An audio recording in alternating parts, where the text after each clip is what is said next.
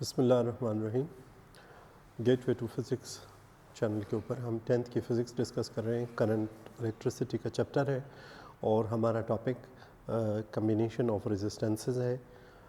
Already आप पिछली video में सीरीज़ कम्बिनेशन को देख चुके हैं, डिस्कस कर चुके हैं। वहाँ पे हमने ये बात की थी कि अगर आपको याद हो तो हमने एक मवासलात या एनोलॉजी डेवलप की थी कि हमने कहा था ये रोड है और रोड एक ही रास्ता है और उसके ऊपर सारी ट्रैफिक जा रही है। अब हम उसी मिसाल को सामने रखते हुए हम कहेंगे, और हमने ये बात भी कही थी कि हुकूमतें अक्सर बड़े शहरों में ट्रैफिक के बढ़ते हुए दबाव को कम करने के लिए रिंग रोड्स या सर्कुलर रोड्स का जो टर्म है वो इस्तेमाल करते हैं। उसमें होता क्या है कि एक ही जो शहर है, लेट सपोज ये शहर था और शुरू में सारा का सारा ट्रैफिक जो था, जो शहर में इन हो रहा था और आउट हो रहा होता था, ये एक ही रास्ता इस्तेमाल करता था। बढ़ते हुए ट्रैफिक के बहाव को कम करने के लिए आमतौर पर हुकूमतों ने यहाँ से साइडवेज उन्होंने रोड दे दिए जो कि कदरे लंबे हैं। हम नेचुरली अब देख सकते हैं कि इनकी लंबाई, लेकिन लोग फिर भी इनको प्रेफर करते हैं इनको। इसकी वजह यह होती है कि ये रोड थोड़े चौड़े होते हैं और इनमें गुंजाइश ज़्यादा होती है, अच्छी स्पीड लगाई जा सकती है। शहर में ट्रैफिक सिग्नल्स भी होते हैं, डाइवर्जन्स भी होते हैं और भी बहुत सारे मसाइल होते हैं, तो लोग इसको, तो अब ये नहीं है कि यहाँ पे ट्रैफिक ख़त्म हो गया है, ट्रैफिक अब भी चल रहा है। लेकिन अगर आप तसव्वुर में लाइए कि ये भी और ये बंद हो जाएं और ये सारा का सारा ट्रैफिक, ट्रक्स और सारी चीज़ें इसी के ऊपर आ जाएं तो क्या हालत हो। बस यही बात, यही चीज़ जो है हमारे पास हमारे आज के सर्किट में भी है। हमारा आज का जो कम्बिनेशन ऑफ रेजिस्टेंसेस है उसको हम पैरेलल कम्बिनेशन कहते हैं। मैं पहले थोड़ा सा उसकी डायग्राम ड्रॉ कर लेता हूँ, फिर उसकी डेफिनेशन भी लिख लूँगा और फिर उसके कैरेक्टरिस्टिक्स, और उसी तरह हम एक फार्मूला या एक रिलेशन डेवलप कर लेंगे। ये हमारा पोटेंशियल सोर्स हो गया, बैटरी है, जो भी जहाँ से भी आप पावर सप्लाई दे रहे हैं। ये देखिए यहाँ से ये जो चार्ज है, अब चलिए मैं यहाँ से ही ले लेता हूँ। ये इलेक्ट्रॉन्स हैं, यहाँ से निकले, इधर भी आए, इधर भी आए और इधर भी आए।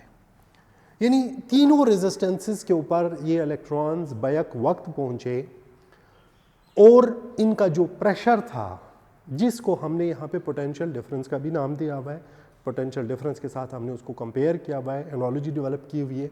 तो हम ये कहते हैं कि जितना वोल्टेज यहाँ पे आ रहा है उतना ही यहाँ पे आ रहा है और उतना ही यहाँ पे आ रहा है, और वो सारा क्या है, ये जो वोल्टेज है, टोटल वोल्टेज। यहाँ पे ई से मुराद मैंने इलेक्ट्रॉन के लिए ये लिखा है, चार्ज के लिए। अब देखिए बात वही है कि ट्रैफिक तो आ गई, ये जो इलेक्ट्रॉन्स थे, ये ट्रैफिक तो रोड के ऊपर आ गया। अब ड्राइवर्स के पास तीन ऑप्शंस हैं in this case. There can be 4, there can be 5, there can be multiple options. लेकिन हमने चूंकि बुक के साथ हमने थोड़ा बुक को साथ लेके चलना है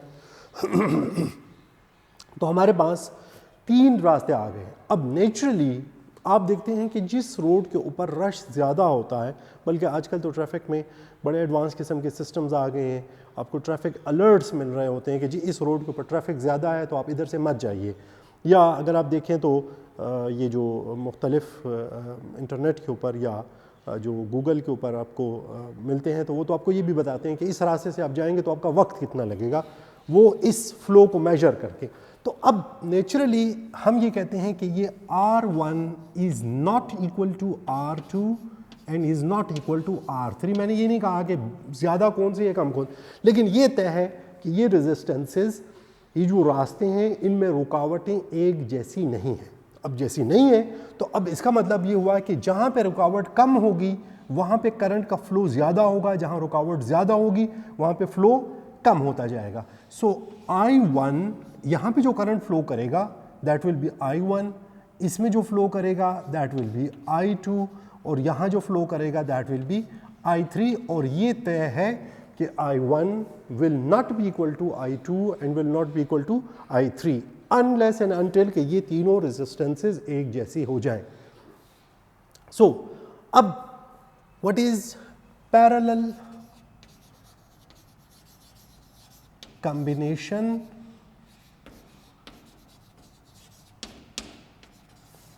of resistances.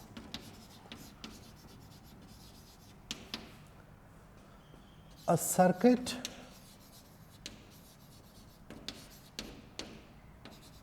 in which electrical current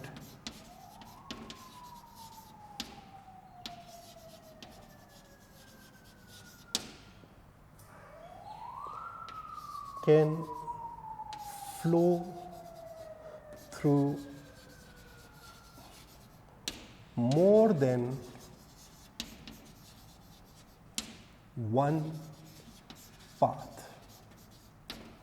यानी एक से ज़्यादा, 2, 3, 4 जितने भी हो सकते हैं।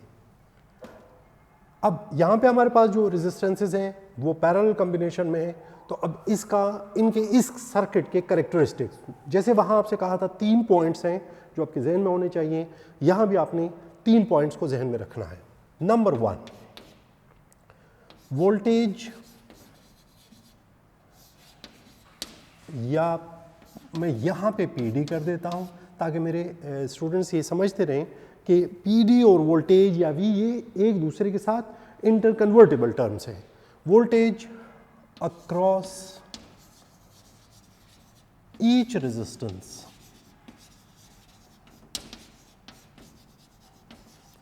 is same.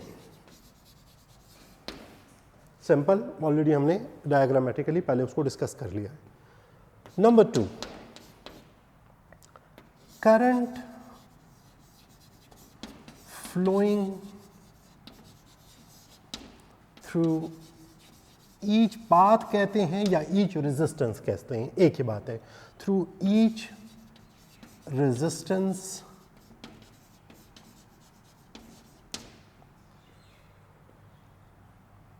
is different provided resistors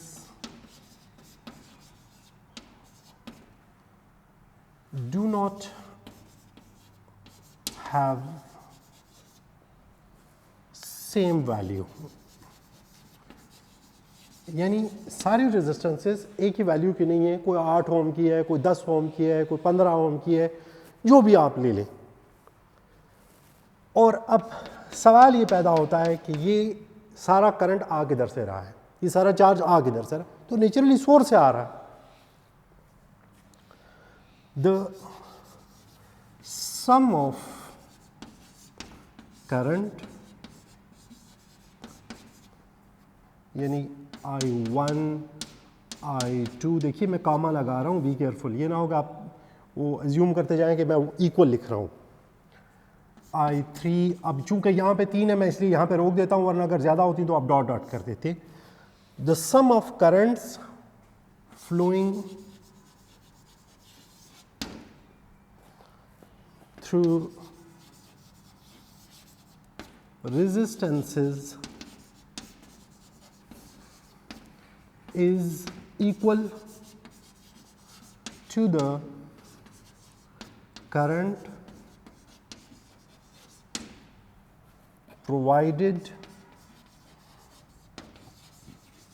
by the source, यानी वो जो बैटरी है। मैथमेटिकली हम अपने इसको लिख सकते हैं I total is equal to I1 plus I2 plus I3। फिर वही बात कि हम I को एक्सप्रेस करते हैं in terms of voltage and resistance. अब ओम्स लॉ क्या है? Ohm's law, V is equal to IR। अब हमें चूंकि I को एक्सप्रेस करना है in terms of voltage and resistance, तो मैं R को इधर शिफ्ट कर दूंगा, जगह कम है, वरना वो डिवाइडिंग और ऑन बोथ साइड वाला काम हमें करना पड़ता। सो हम लिख सकते हैं I is equal to V over R। अब जहां जहां मैंने I लिखा था मैं उसको रिप्लेस कर दूंगा। चलिए जी यहां पे आ जाते हैं। IT या आई ई, जो भी लफ्ज़ आपको आसान लगे आप उसी को ज़हन में रखिए। I1, I2, I3। अब I को हमने एक्सप्रेस कर रहे हैं V और R के टर्म में। V by R is equal to V over R plus V over R plus V over R। ऊपर पहले ही बयान किया जा चुका है कि वोल्टेज या potential difference across each resistance is same, so V is same.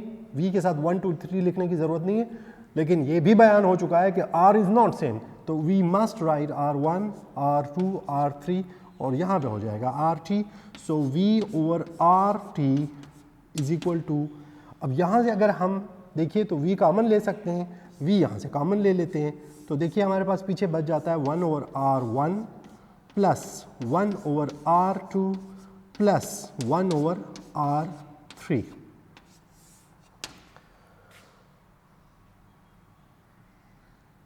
यहाँ पे लिख दीजिए dividing V on both sides.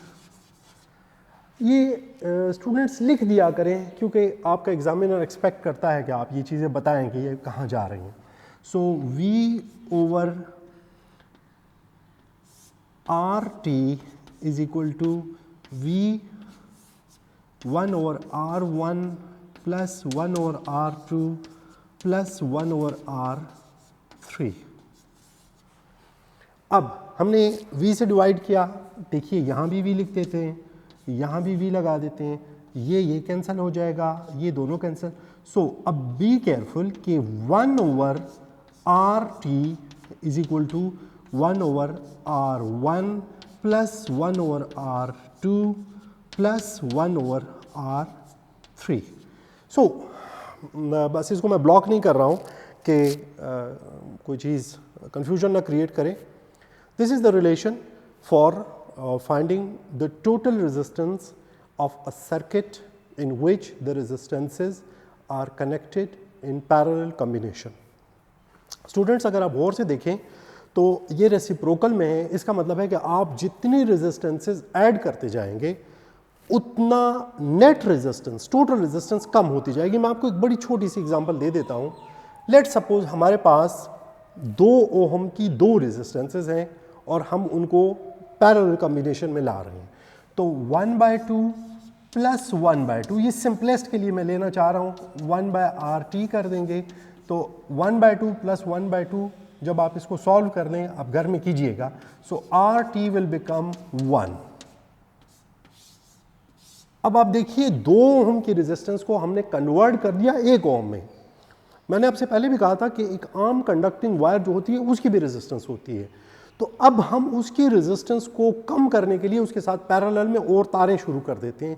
इसीलिए अगर आप देखिए तो जो आम जो करंट के लिए छोटी सी 2 या 3 तारें इस्तेमाल होती हैं, लेकिन अगर आप हैवी ड्यूटी चीज़ों को ले लें जैसे कि एयर कंडीशनर को, तो वहाँ पे उसके लिए एक स्पेशल किस्म की तार होती है, उसको 729 कहा जाता है। तो अगर आप उन तारों को गिने, 29 का जो भी मतलब है उस पर तो मैं बात नहीं करूँगा, लेकिन अगर आप उन तारों उसको उसके ऊपर जो कवरिंग है, श्राउड है, उसको हटाएं तो देखेंगे तो उसमें 7 आपको पैरेलल चलती हुई तारें नज़र आएंगी। ये 7 क्यों हैं? क्योंकि जब आप तारों को पैरेलल में करते जाते हैं तो उनके अंदर जो रेजिस्टेंस है वो कम होती जाती है। जैसे कि हमने देखा कि 2-2 ओम की हमने 2 रेजिस्टेंस को जब पैरेलल में किया तो दे कन्वर्टेड इनटू 1 ओम। सो हमारा मकसद ये होता है कि हम जहाँ पे रेजिस्टेंस को कम करना चाहते हैं वहाँ पे हम पैरेलल कॉम्बिनेशन यूज़ करते हैं, जहाँ हम रेजिस्टेंस को बढ़ाना चाहते हैं इन्हीं 2 रेजिस्टेंसेस को अगर आप सीरीज़ में कर लें तो 2 × 2 4 ओम की हो जाएंगी। आई होप कि आपको कॉम्बिनेशन ऑफ रेजिस्टेंसेस की कुछ थोड़ी बहुत आइडिया मिल गया होगा और इसके जो फार्मूला डिराइव करने का आइडिया है वो भी हो गया होगा। दिस आम तौर पर एग्ज़ाम में ये रेजिस्टेंस का जो कॉन्सेप्ट है ओहम्स लॉ और ये जो कॉम्बिनेशन है ये अलहदा दिया जाता है, कभी कभी सिर्फ सीरीज़ दिया जा सकता है, कंबाइन करके भी आपका एग्ज़ामिनर दे सकता है क्योंकि बड़ा सवाल होता है, 6 नंबर होते हैं या 5 नंबर, तो उसके लिए ये दोनों सीरीज़ और पैरेलल कॉम्बिनेशन में भी दे सकता है। I hope it will be clear. Still our channel will remain open for your comments, for your queries, for your good suggestions. Thank you very much.